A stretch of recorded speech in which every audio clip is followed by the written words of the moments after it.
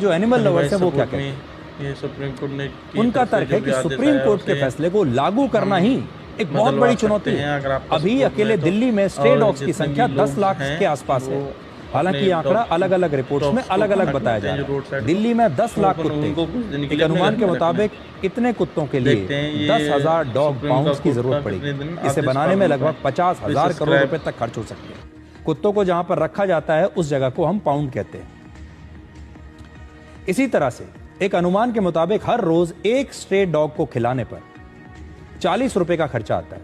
ऐसे में 10 lakh street dogs को खाना खिलाने पर ही रोज 4 करोड़ रुपए का खर्च आएगा।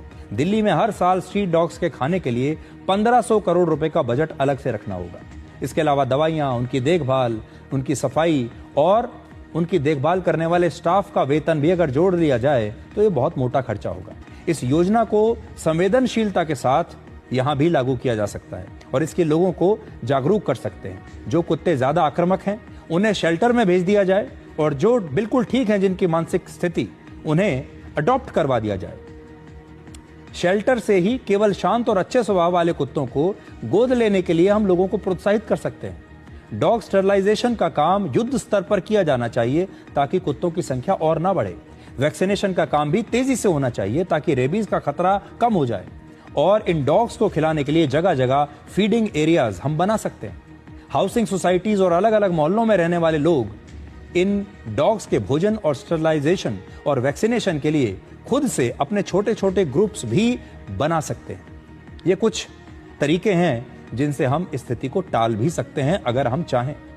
बहुत सारे लोगों का यह भी कहना है कि जो कुत्ते हैं उनका स्वभाव ऐसा होता है कि उनको अपना एक इलाका चाहिए होता है और जब आप इतनी बड़ी संख्या में इन्हें शेल्टर्स में भर देंगे ले जाकर तो ये परेशान होंगे, एक दूसरे के साथ भी हिंसा कर सकते हैं। इन्हें अपना एक इलाका चाहिए होता है। इन्हें भी जैसे हमें अपने घर में, हमें अपने घर की आदत होती है, अपने इलाके की आदत होती है, मोहल्ले की आदत होती है, कुत्तों के साथ भी ऐसा ही है।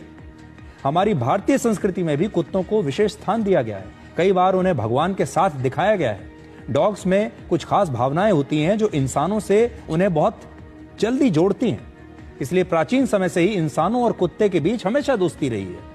इंसानों के साथ डॉग्स की वफादारी और दोस्ती को लेकर आपने बहुत सारी कहानियां सुनी होंगी और कहा जाता है कि एक कुत्ता इंसान का बेस्ट और सबसे सच्चा दोस्त होता है, बेस्ट फ्रेंड होता है।